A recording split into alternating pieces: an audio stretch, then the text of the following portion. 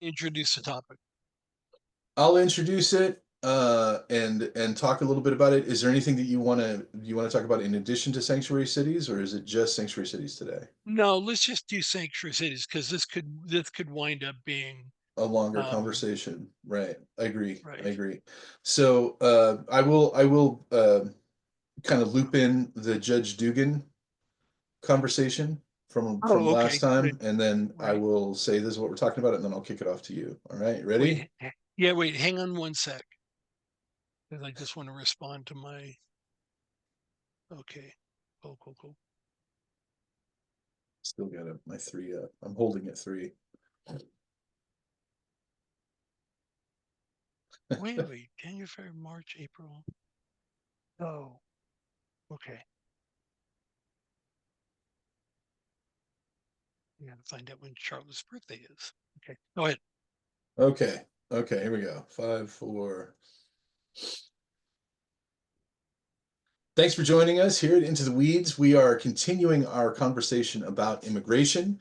Last week we discussed Judge Hannah Dugan and the dust up that happened in Wisconsin with regards to the things that happened there. If you want to check back in on that, feel free to go back and look at it. This week we are going to talk primarily about sanctuary cities, and we're going to have some differences of opinion on this. I'm pretty sure, but as is usually the case when it comes to the technical legality of things, I do trust Phil and his research. So I'm going to kick it off to him to start this off, and then we're going to go back and forth and talk about what we think about sanctuary cities.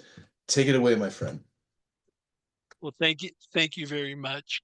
Um, So this is actually turns out to be sort of a complicated issue. And one of the things that Jubal and I have tried to do is that topics that oftentimes uh, evolve into sort of very emotional um, back and forth. We're trying to be more analytical in the way that we approach it, and then see if we can come to areas of agreement.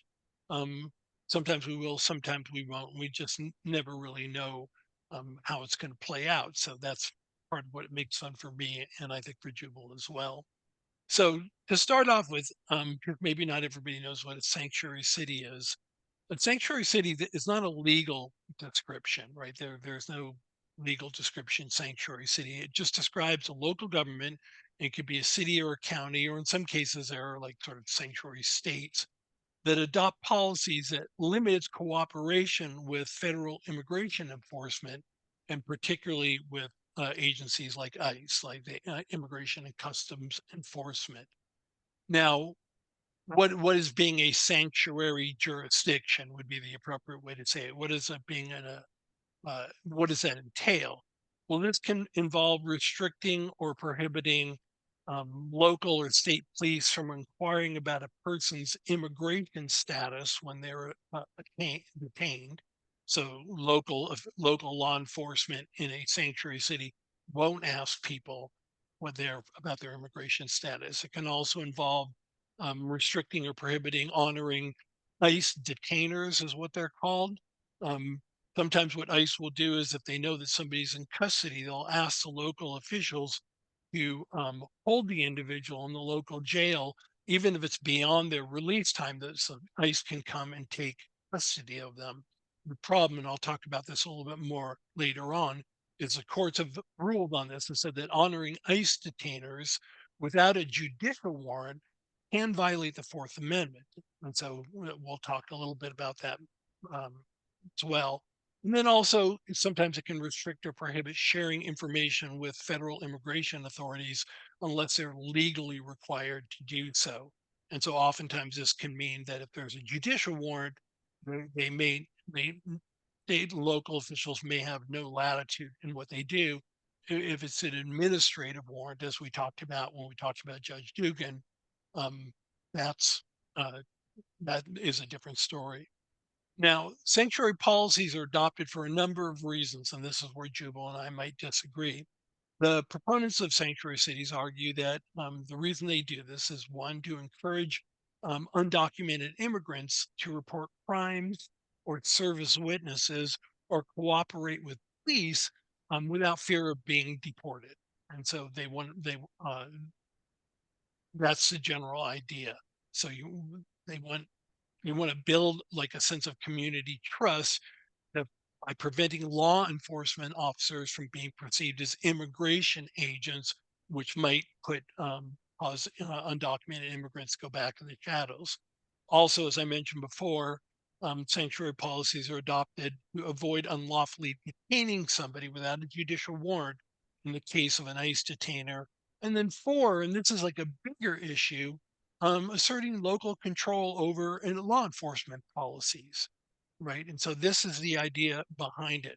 Now, one thing I want to say, and then I'll give Jubal a chance to jump in here, is there is a legal justification for refusing to assist in the enforcement of immigration policy. Um, the Supreme Court has ruled repeatedly that the U.S. does not require local governments to enforce federal laws. And so, um, in researching this topic, I noticed that the cases in which this it's called the anti-commandeering doctrine, that the federal government can't commandeer the states, force states to do stuff. There have been a number of consequential cases that set this precedent, that the U.S. Constitution doesn't require state governments or local governments to enforce federal laws. Um, the majority opinions in the cases that I was looking at were all written by justices who were nominated by Republican presidents, Justice Scalia, Justice O'Connor, and Justice Alito. And so there is a legal justification for refusing to assist with enforcement. So I'll leave it there. And then if we want to later on, we can go into the court cases themselves. Right. So I would say, clearly I agree with everything you've said. At issue from my part is a couple of things. First, that there is a difference between deciding a municipality deciding not to assist ICE, right, which is again legal. That is, this is not something that is illegal. It is completely legal because the Supreme Court, if I understand correctly, tell me if I'm wrong, has basically said that part of the separation of powers is that the executive branch is in charge of immigration, and so they can't force municipalities, cities, states to do the work of the federal government. Right, the work of the federal Right. government is to manage the immigration system. Right, and interestingly, and you're absolutely correct. Interestingly enough, the court cases that where they established this principle didn't have anything to do with immigration. Mhm. They actually had, one was a gun control Mhm. issue. They dealt with a variety of issues, but this idea, and Jubal, you have it right, comes back to the 10th Amendment, right? That the idea that there Right. are a lot of in our political system, states are not inconsequential actors, and so the courts have made it clear that the federal government can't just commandeer is the word they Right. use And I do think states.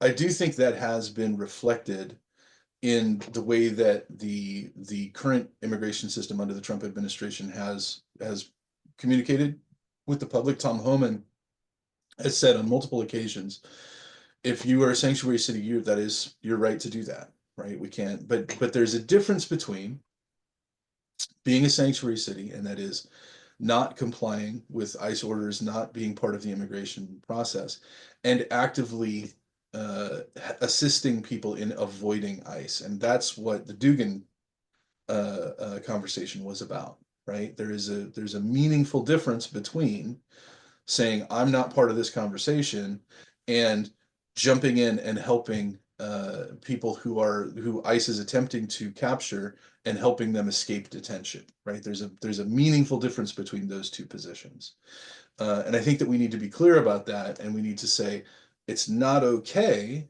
It's not okay for a municipality or a state or a city to actively assist illegal migrants in avoiding ICE. Can we agree that far?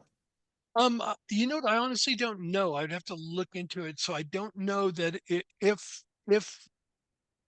local law enforcement is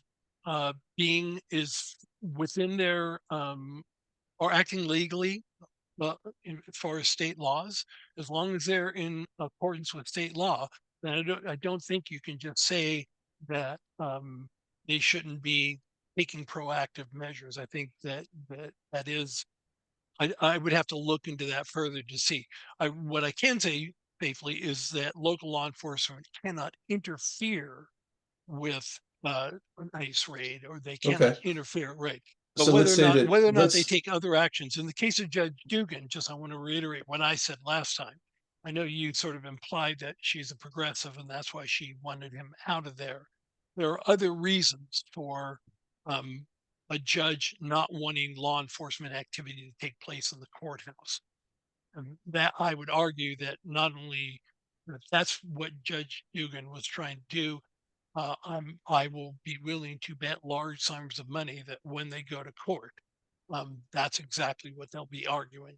and Um, I think that's an echo of the conversation that we had. I yeah, would encourage people to watch that video if you haven't seen it yet. The conversation we had about Judge Dugan actually I thought was a good one, and we came down I think to a point where we may not have completely agreed, but we both kind of understood the other person's position. My position was I think she made a bad judgment call, right? Whether or not she was a progressive, I think she kind of made a bad judgment call by allowing him out the back door. And your position was basically that, you know, if you have ICE people in the courthouse, that has a chilling effect on the undocumented community being part of the law process, which is not good for any community. I think we came to a good spot on that. That's not what I'm. I think That's the other thing we agreed on, and again, you can go back and watch it, um, double check our memory, was that probably knowing what the circumstances were, it would have been better for ICE to station itself around the courthouse, Mhm. right? Obviously, Judge Dugan was not happy about them being there. So the thing would have been to go ahead and say, okay, look, obviously we don't have a judge who's going to be working with us. Let's go outside the courthouse Right, and wait on the steps. and wait. Yeah. And And so and I think we agreed on that. that's fine. I Yeah. don't think that ICE did anything wrong in that situation. They emailed her, and again, I don't want to Yeah. have that Let's not conversation again. relitigate that. But for my part, right, and for Tom Homan's part, what he has said is, you are free to not respond to ICE detainers. You are free to to act your conscience with regards to immigration law as a municipality or state or whatever it is.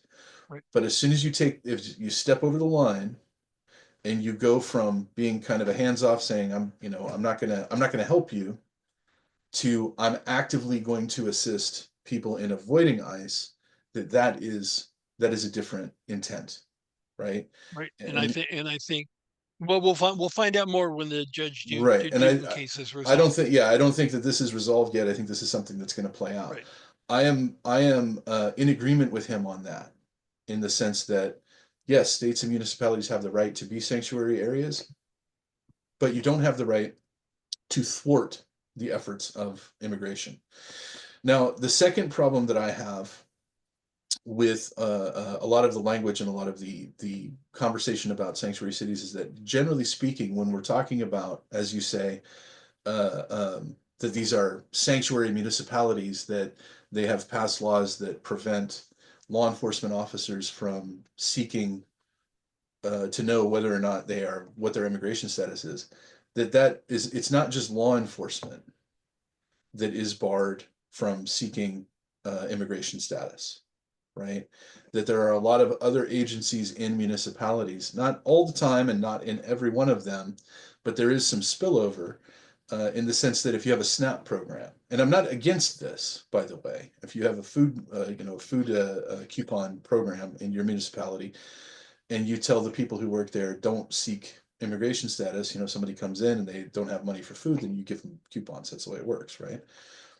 But when it comes to maybe Social Security, or seeking payment from the state, or whatever it is, or even medical assistance, when you begin to prohibit agencies from seeking documentation status on people, that creates a strong incentive for migrants that are here illegally to step into those agencies and begin to draw down resources that are intended for the community. Do you have a position on that? Do you think that if somebody is living in a If an illegal migrant is living in a city, should they be allowed to draw public resources? Yes. I don't want anybody in America starving. So people are here. If they need medical attention, if they have kids here, I want their kids being educated. If their kids are sick, I want their kids to get medical care. If they are um, if they are hungry, I want them fed. Mhm. There's no person who I don't think should get the basic human rights, and who I think states would give up information to the federal government if they want to. They have every reason. They're certainly welcome to do so. If they Mhm. don't want to, I don't think they're obligated to. And I think the Okay. courts have made it clear that they're not obligated to. So I don't necessarily disagree. Again, this is a difficult conversation, but it's like somebody's bleeding, they go into the hospital. You don't ask them if they're a citizen or not, right? Right. Like that's not the first thing that you do. If somebody's hungry, they've got hungry kids. The first question should not be, "Are you a citizen or not?" I get that, right? I Right. get it, Good. but there is a hierarchy here in the sense that if somebody then goes into the welfare office and applies for welfare, should the welfare office be allowed to inquire whether or not they're a citizen? And that's They should comply with all laws, Mhm. and that's it. But I So a don't think person that who they is in the country illegally should be allowed to go in and draw a pension. again, it could be following the law. And so Hmm. if the law permits uh, people to draw on pensions, then they should be able to. My understanding is that's not the case, but that either way, every state has the authority under the 10th Amendment to determine how policies are going to be done within Right. that state. I don't want the federal government coming in and telling states what to No, no, do. no, and that's not what I'm suggesting at all. Right, And right, I'm not saying that this is a situation where I'm so offended by the fact that illegal migrants are able to draw welfare that I want the federal government to come in and essentially erase statehood and just take over states. That's not a right. recipe for success. That's not good. Right. But I do think that states need to be, at very least, at very least, I think states should be much more transparent in who is getting pensions. I think that right now you have a situation where because the law is what it is, because a person who is not documented can go in a sanctuary city and apply for a pension, that and the person who is helping them, who is doing the paperwork, is not able to ask whether or not they're a citizen, that how can we know?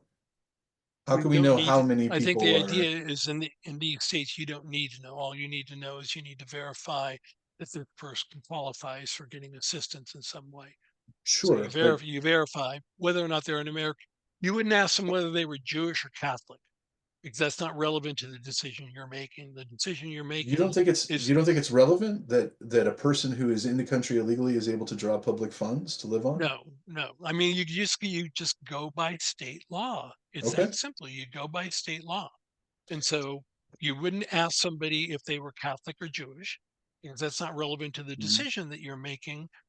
You're making a decision based on need. And so Mhm. for me, the decision should be based on need. Okay. That And that maybe should be that's the issue because need need is a difficult word, right? Um, if I was able to go, if there was a place where I could walk in the front door and say, I need $100, right? And they would hand me $100 bill. Guess what I would need every day? I mean, I'm just saying, if there was a place where you could walk in and there was no strings attached and it was just whatever, I need $100 and they give you $100 bill, maybe not me personally, but it would be very easy for a person of any kind to just walk in the door and say, I need $100 today. And I would probably do that once in a while. I'd feel like some tacos today. I need $100. I I realize don't that know. I don't know how that that's a fantastic situation, but if you create a strong it's not a incentive, fantastic situation. It has nothing to do with what we're talking about. a little bit, that is an incentive. There's a strong incentive to say that you need something when it's very easy to get, right? And so So again, with yours this situation, if there's a person who is here illegally is able to go in and draw a pension on the public dime, well, and I and think it's pensions I think of like you retire and you have money coming in. Okay, whatever you want to call it, welfare, assistance. Why are you using pension though? That's such a weird word to use. What do you call it when somebody's on the dole? Assistance. Okay, well, so it's very Right. easy to get assistance. That's fine. Yeah. Okay. So it's if it's very easy to get assistance, a person is here illegally. They know they're not going to be, you know, green carded, so to speak. They can go in and they can say, "Oh, I need this assistance." Right.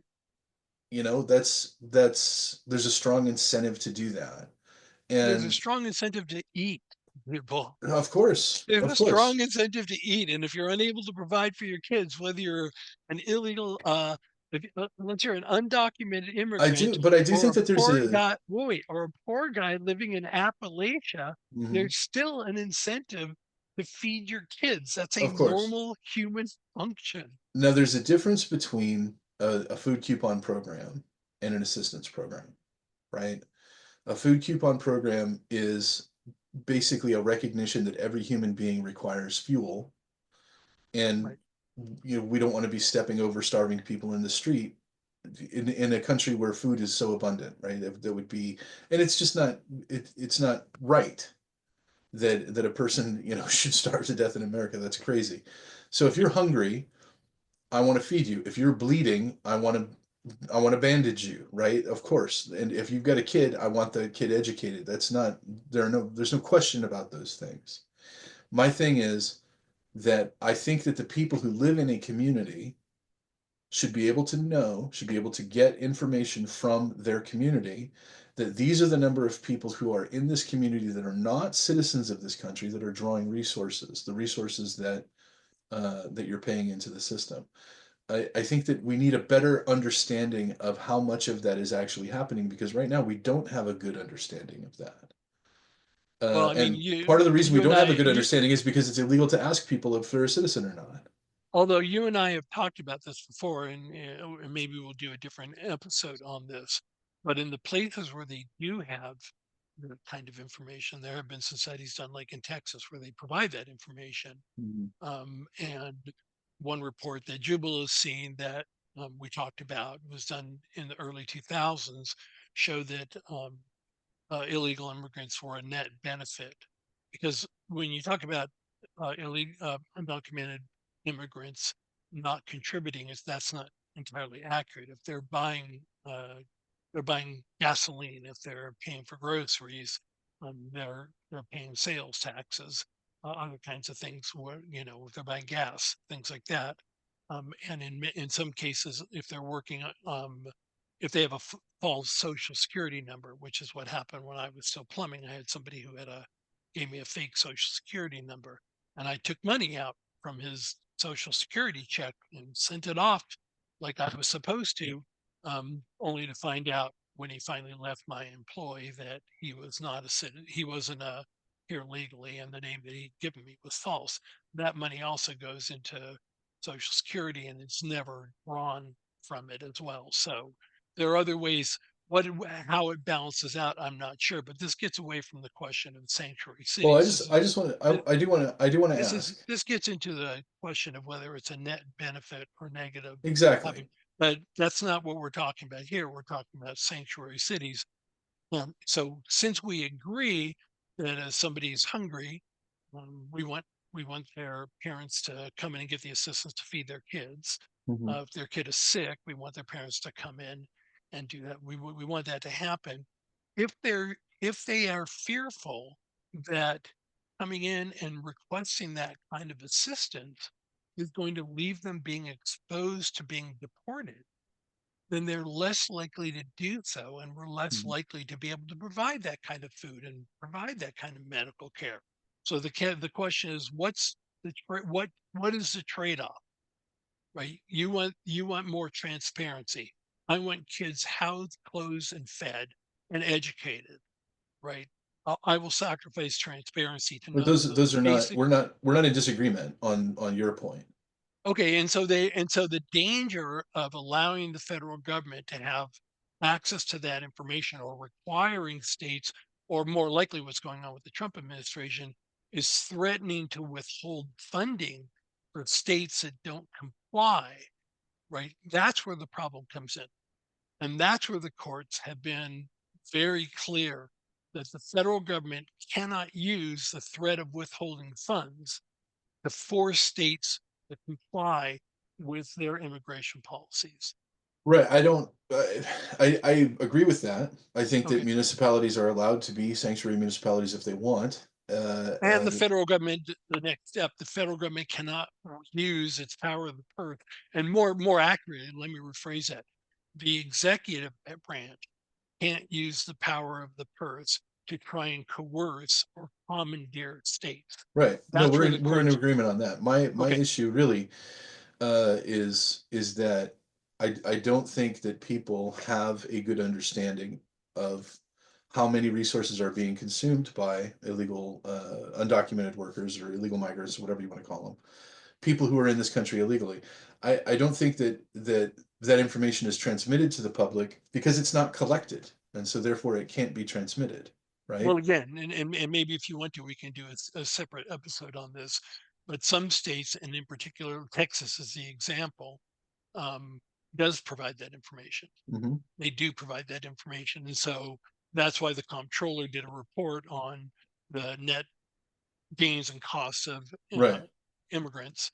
So Um, maybe so, like much of this conversation, I think that you've hit on it, is that the core disagreement that you and I have, and something we've talked about before, is whether or not a person who is here illegally is a net benefit or is a net cost. And I think that you and I have a disagreement on that.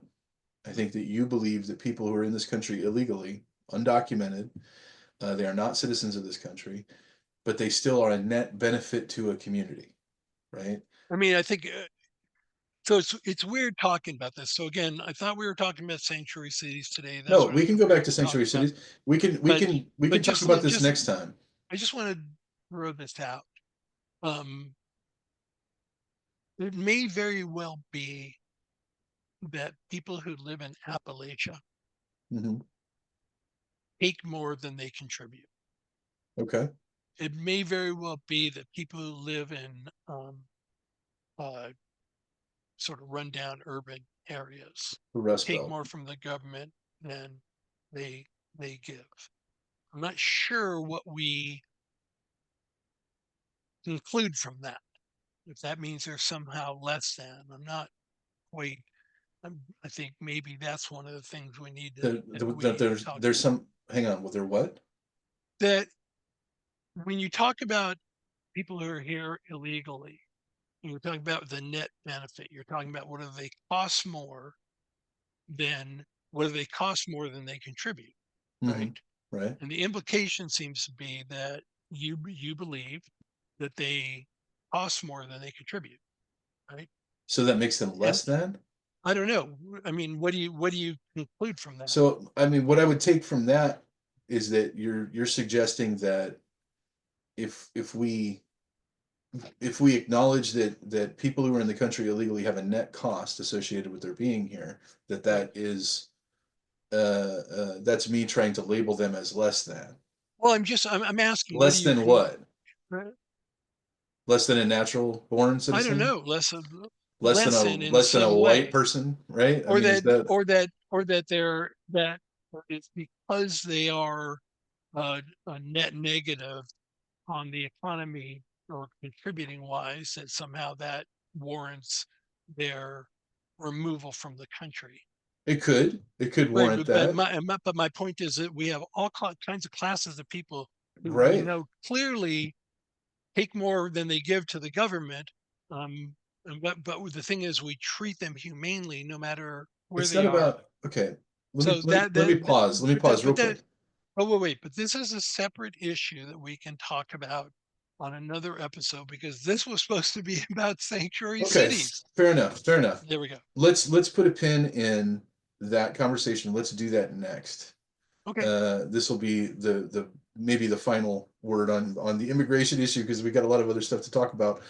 right. Next episode is going to be whether or not the presence of illegal migrants is a net benefit or a net cost. How to determine that, whether or not that matters. With regards to sanctuary cities, Going back to sanctuary cities. Do you understand my point on when you take basically let's call it citizenship reporting, meaning any kind of immigration status information off the table with regards to agencies within a municipality, that sort of blinds the public as to how many resources illegal migrants are drawing down. Again, you keep wanting to go back to this conversation. You're like trying to talk around sanctuary cities and get back to this same topic that you want to discuss, which is what you No, I mean, just this just is asked. the, That I'm just saying so as you far just as the said, structure of a sanctuary city. okay. So as Jubal knows, in previous conversations that we've had about this, I've sent in a couple studies that showed either one was done by a state comptroller in Texas, um, who was looking at the net contribution, specifically in Texas, of illegal immigrants, people who are here undocumented, whatever word you want to use. I'm sorry if anybody is offended. And then other studies as well. And so, um, in those studies, the ones that I've seen have shown that they're a net benefit. So I don't think it's as obvious, but that's not what this discussion Right. is We'll talk about about. that next time. We'll talk about that Right, next right, time. right. So What do you want to talk about with regards to sanctuary well, cities? just that in the cases that I talked about, I don't know if I just want to do it because I did a bunch of research. No, hit I it. want to Hit like it. get it off my chest. Let's hear it. So just so everybody knows. So in 1997, there was a case, Prince heard of the United States, and it was a law that was passed by Congress, the Brady-Hankin Violence Prevention Act, right? And one of the things that act did is it required state and local law enforcement to conduct background checks on prospective hand purchasers, because at that point there was no federal system that was set up to do that. And so um, uh, the, the people sued on the grounds that they said that that was an imposition on their rights.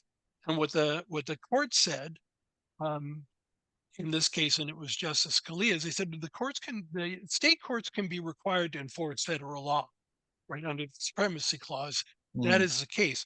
But state executive officials can't be commandeered to administer federal right. laws. And what Justice Scalia wrote was the federal government may neither issue directives requiring the states to address particular problems, nor command the uh, state officers to administer and enforce regulatory reform, right? So that was like sort of one of the cases where they clearly came down on that. Then later on in a case, the United States versus New York, it had to do, this whole thing had to do with radioactive waste, and the Mm. Congress had passed the low level radioactive waste policy amendments. Not the greatest name, but that's what it was called.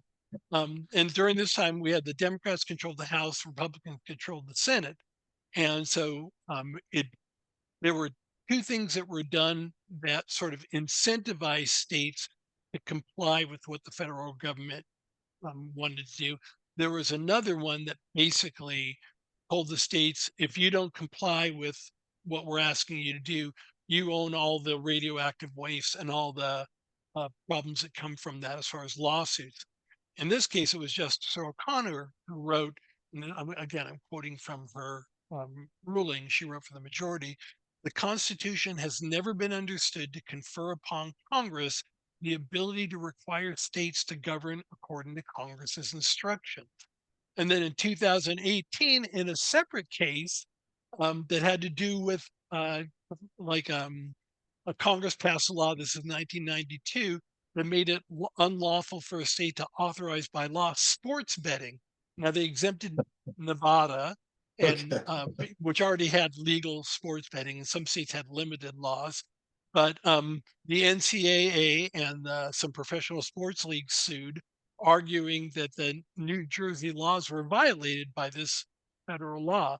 And again, this is Justice Toledo in ruling that part that unconstitutional. He wrote, a more direct affront to state sovereignty is not easy to imagine.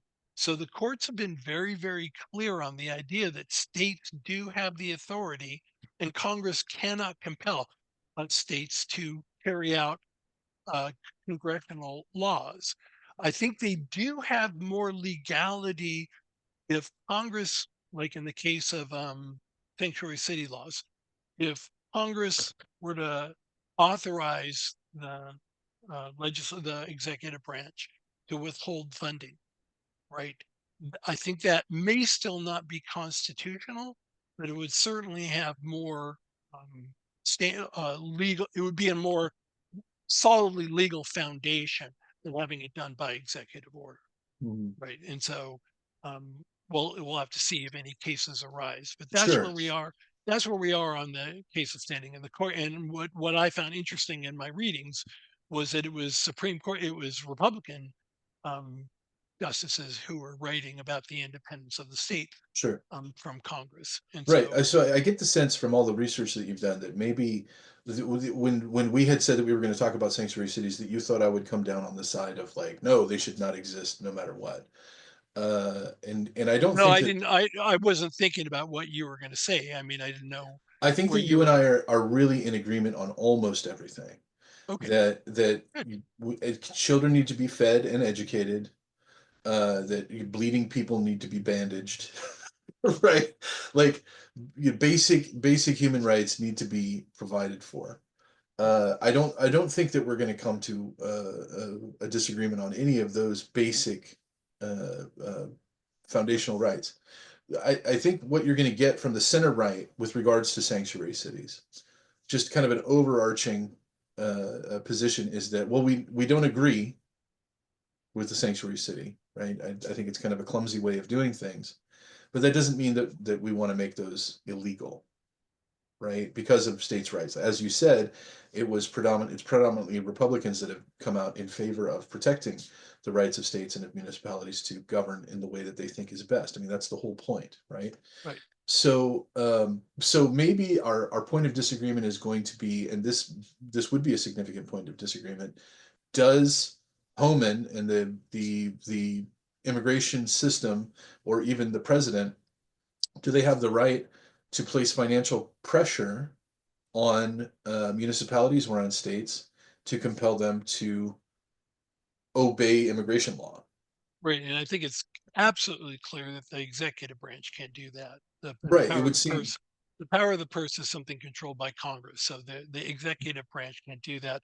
And that's why I was saying is if Congress passed law that authorized the president to do that, It would then be I think we would be, unconstitutional. Right. yeah, I don't know if it would be or it wouldn't be, right? So whether or not, uh, I think with the the number of 10th, the Republicans in 10th, the Supreme Court that it would almost certainly be found unconstitutional. Right. I don't think that right.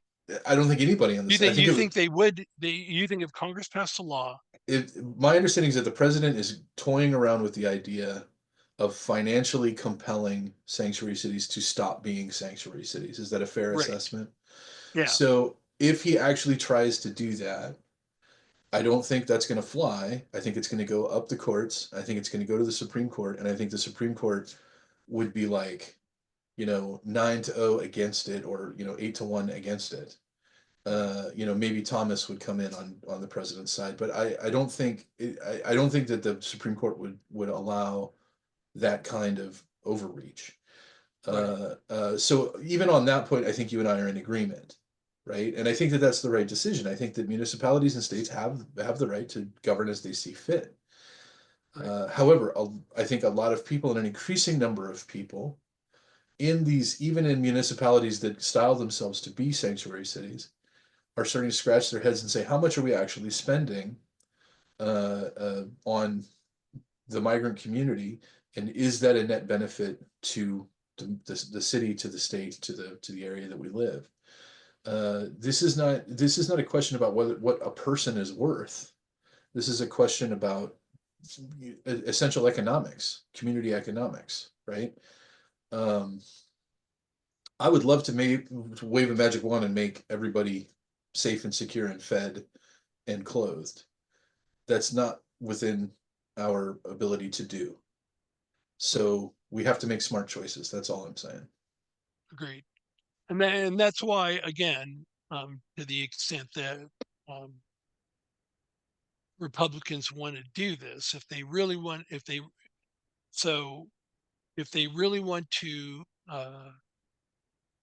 use the power of the federal government to try and compel states to follow congressional or Mhm. executive directives. One thing I know Jubal knows this. I'll say it to anybody who's listening, um, all two of you, um, that uh, when you give power to either Congress or the executive branch to impose their will on the states, you need to make sure that you're okay with that, because eventually there's going to be an administration um, that's going to do things with that power that you might disagree with. Right. So, for example, they may say to the states, we need to know everybody who has a weapon that's registered. And if you don't, we're going to withhold funds, right? Mm. And so, anytime you're thinking about the growth of executive power, even to a lesser extent, I think for me at least, congressional power, you always have to imagine that tool, whatever tool you're okay with, being in the hands of somebody who wants to do On the other things side, right, yeah, that of the you other parties. disagree with. And Right. I think that we agree. Let's reach for two agreements here at the end of Okay. this. I think we Good. can do it. I think that we agree that municipalities, states, local governments have the right to be sanctuary areas if they want to be, and that the federal government cannot compel them financially or otherwise to not be sanctuary areas. I think that we're in agreement on that, right? Right. So the second thing that I think we could try to reach an accord on is there's a difference between being a sanctuary area and actively assisting people in avoiding the immigration system. And then again, I think that gets into a grayer area, because I would agree with you that um, I don't think there's any authority on the part, even with this difference in power. The federal government is still legitimate, has its authority, like on immigration. So even in a sanctuary city, I think it would be illegal for a law enforcement or judges to interfere Mhm. with the federal government enforcing the law, Right, right? Whether they right, need to aid it, whether they need to interfere, right. whether Judge Dugan falls into that category, you and I probably disagree on. But Well, I think that's going to come out in the court case. right, right, I'll trust whatever the judgment is that comes. yeah, same here. I don't want to persecute her. I don't have any interest in persecuting her. But I do think that as a benchmark case, when you take actions that are clearly intended to protect someone from being captured by ICE, that's overstepping the line, right? And Now, whether or and not I she did that, that's what will come out in the court case, right, right, and I right? think in that case, whether she did something to preserve the integrity of her courthouse, Mhm. right? Because remember, to get That'll be the to argument, right, to make obstruction of justice work, you have to prove corrupt right? intent. And And I think also, that's a high bar to it's a high bar, as it should be, as it should be. sure, sure. Also, to keep in mind, with regards to sanctuary cities, obviously the laws of municipalities do not apply to like NGOs or nonprofits. So if you have a nonprofit organization that's out there giving illegal aliens handouts on how to avoid ICE, that's a completely different situation than a law enforcement officer, for instance, actively telling someone, "Hey, there's an ICE raid that's going to hit your block. Make sure you're not there." Right? There's a difference. And I don't see, and I don't know what the I don't know what the law is on that, Jubal, quite frankly. So I can try and take a look into that. But I think Mhm. that if you have police officers who are particularly concerned about um, their communities, the people who are illegally viewing them as part of the community as protectors, that it may very well be that if they know that something is going to be coming down, they may be inclined to tell people, hey, I just want you to know that there's going to be this raid happening, right? And so avoid the area. It may very well be that that's entirely legal. I don't know that that's illegal for them to do.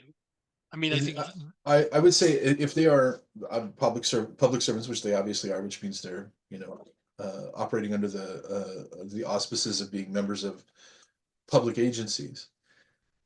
Police officers have a very difficult job, and they, you know, very often find themselves at odds with doing what's right for the community and doing what's legal, right?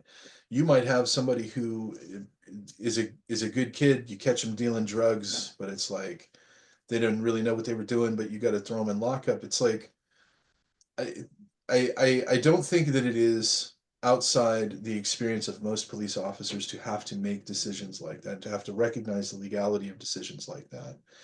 If it does come down that, hey, you can, you know, you can be a supporter of the sanctuary city, but taking that step to work against ICE is just like taking a step to work against the FBI. Again, I don't, I would have to look into that about the legality, but if they're not doing anything that's violative of state law, a state or local police officer's job is to enforce state law, not federal law. And if Mhm. they feel, and they're doing that to protect and to serve, to ensure that their communities are safe. If they feel as though people are going to be less likely to come forward as witnesses, if they're victims of crimes or if they see crimes, they may very well want to let the community know, look, we're on your side here, right? And so they may very well let them know something's coming I, down. with respect, I would And say, you know, what but a I'm long. not sure that that's illegal. I again, we'd have to look at the law. It is Yeah. illegal to actively prevent a person from being picked up by ICE. If you know ICE is on the way and you assist them in escaping from ICE, we know that that's not that it's the same as if the FBI was coming to pick somebody up It, and you it got in the makes way no, of that. no, it depends on what's going on with ICE. ICE is coming because they've issued a detainer. So police know that ICE is on the way. The courts have said not only can you not hold somebody past their sentence, Mhm. but it's unconstitutional to That's not what I'm hold talking them. about. I'm talking about So, the proactive assistance in evasion. right. That's And that's I different think than obeying it's a incarceration. matter, I think it's a matter of how they go about it.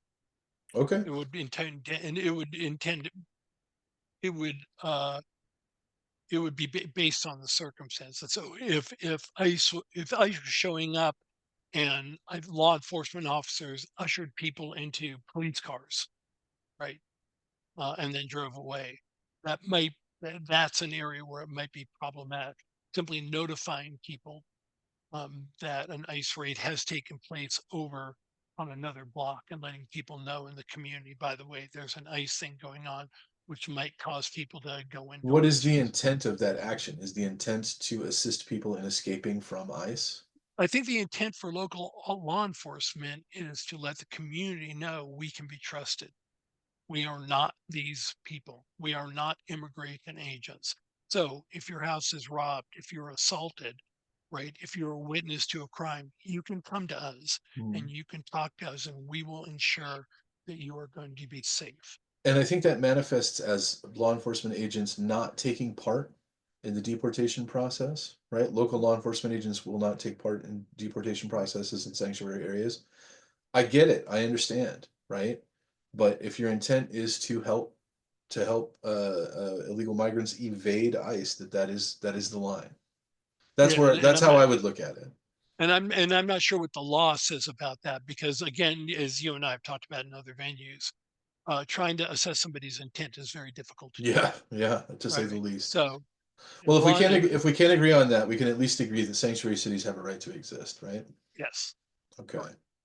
Now, next time we're going to talk about the whether or not uh, illegal migrants have a net benefit or a net cost to a community. I think that that's the real question, and so I'm looking forward to having that conversation. That is Uh, a question. Let me ask you one last thing since we're doing current events. I don't know if you heard about this, but the mayor of Newark, hmm, New Jersey, was arrested. Did you hear about all this? I did. So I've only heard from one of the congresspersons who was there, Hmm. uh, Robert Menendez Jr. apparently. I'm assuming related to uh, The what's the word, infamous, the the infamous disgraced gold bar bandit, Senator right? Menendez, who is also apparently related to Alicia Menendez on MSNBC. So There you it's go. a small world in the background. Um, what he said was that they were going to Delaney Hall, which is a private facility Mhm. used to house people who've been detained. Um, Congress people have a statutory authority responsibility to ensure and inspect these kind of settings. And so from what I heard from Menendez, so it hasn't been said in court, we will know more when, if and when it goes to trial, was that three Congress people and the mayor of Newark um, were at the gate. They were allowed to come in. They were there for a little while. Menendez was complaining about the fact that you were sort of slow walking things. Mhm. Then at some point in time, Mayor Baraka was told he had to leave. He did. He's a city official. He doesn't have any authority to inspect federal Mhm. officials at all. I'm federal facilities. It's in his district, but it's a Right. federal Sure. facility. According to what Representative Menendez said, um, he was told he had to leave, which he did. So he left, and now he was back on the public side of the fence. And then eventually, the three Congress people left and went to the other side as well. It was when the mayor of Newark was on the public side, having been invited in on the public side, that, um, according to Menendez, uh, somebody received a phone call and ICE went out and went to the public area. And that's where he was arrested for trespassing. Now, nothing has been said under oath. Saying stuff on TV is easy, saying stuff in court is different. Mhm. If we assume if we stipulate that that's an accurate description of what happened, do you have a problem with that? Yeah, I mean, if all of that is accurate, sure. I think If everybody that would have is a accurate, problem with it. My understanding of that case is that there is body cam footage yeah. that is being considered that is causing some story changing to happen. So let's wait until all the facts come out.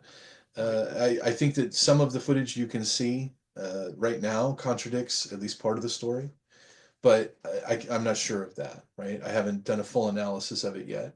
But let's find out. I think it'll be But interesting. as long as we agree ahead of time, and I think that's good, that if those are that if those are, we're stipulating, and I'm just making this Yeah, if you're clear just to everybody, arresting people for trespassing in public areas is not legal. right? And if he came onto the grounds and he doesn't really have any statutory authority to come on the grounds, but he didn't hop the fence. The Hmm. gate was open, and he came in with the members of Congress. Then, when he was told to leave, he left. Hmm. Right? Um, that I agree with you. That is problematic Yeah, I because mean once again, you're telling the friendliest possible story. So if your story is accurate, then yeah, there's no problem. right, right. Let's see how accurate it is. Right, and then that winds up being, but so just so I know, and I'm actually not surprised that we agree. What is the problem with that? I mean, it's kind of an obvious question, but what is the Again, problem? you can't arrest people for trespassing if they're in a public area. It's pretty simple. Right, and so even though, I mean, if somebody trespassed, if he climbed the fence Sure. and went in, The and then mayor, he saw them coming mayor of after, Newark, just climbing that chain link fence, yeah, baby. He he throwing did. his jacket over the barbed wire, you know. I don't know. The guy didn't look like he could make it over a fence, No, but it's then I couldn't have made it over a fence either. So I don't want to make it sound like that's some big I knock think on the it's guy. yeah, I think it's a But lady. Isn't it a lady? It's a lady. no. Mayor Baraka is his name. I forgot his first name. Okay, B R see, B A shows what I R A K. shows what I know. So yeah, um, yeah. So if we stipulate that, well, no, I just was sort of modifying what you said. If he's in a public area, he can't be arrested. That's not entirely true. If he hopped the fence, ran onto the property, they said, "Get the fuck out of here." He ran and hopped the fence back. he could be arrested for trespassing, just like if somebody broke into your Right. house and then before the police arrived, they ran off like I'm in a private public Right. place. Right. Right. So in this case, it said from what Representative Menendez said, he left voluntarily and was arrested afterwards. Yeah. Because Well, then it looks to me, let's see what happens.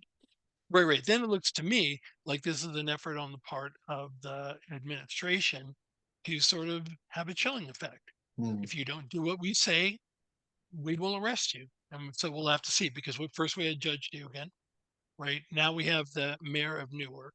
We'll wait to see what the facts are. That's what we do here on Into the Weeds. We'll wait and see what the facts are. But I like it sometimes you and I will do this.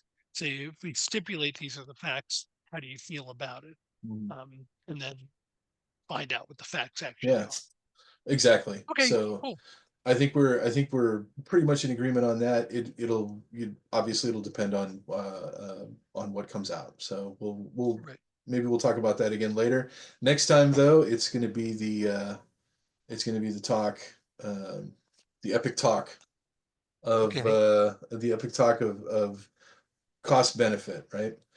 Right. Anyway, thanks for joining us on Into the Weeds, and we'll see you next time. And here, one last thing. You guys, for anybody who happens to be watching this, once again, Jubal and I have very stark views. Hmm. But one of the things that you'll notice is that though we have stark views, we're able to talk about these things in a thoughtful way. We may not come to an agreement, and every once in a while we're going to get to more Contentious. and yeah, contentious issues, right? But even then, I think you'll see that we'll approach it in a way that's civil. And part of what we're doing in this whole discussion is encouraging people to the extent that you can have these kind of conversation with people with whom you disagree. If you keep it centered and you keep it grounded, it can be done. And that way the chances of us coming together as a country go up dramatically. It's Hmm. not going to happen because somebody's going to pass a law or somebody's going to get elected. It's going to be citizen people who decide, look, we need to bring down the temperature and talk about these things, find out where those areas of disagreement are, and then just say we disagree on this. And but also in like Jubal and I have been doing, find out areas where we agree, right? And so we can find out that we don't completely disagree on everything. Um, that's important to keep in mind. So That's right. It's important to know that your political adversaries are not your moral adversaries. I think that's an important thing too. 100%. All right. Thanks for joining us. See you later, everybody. Take care.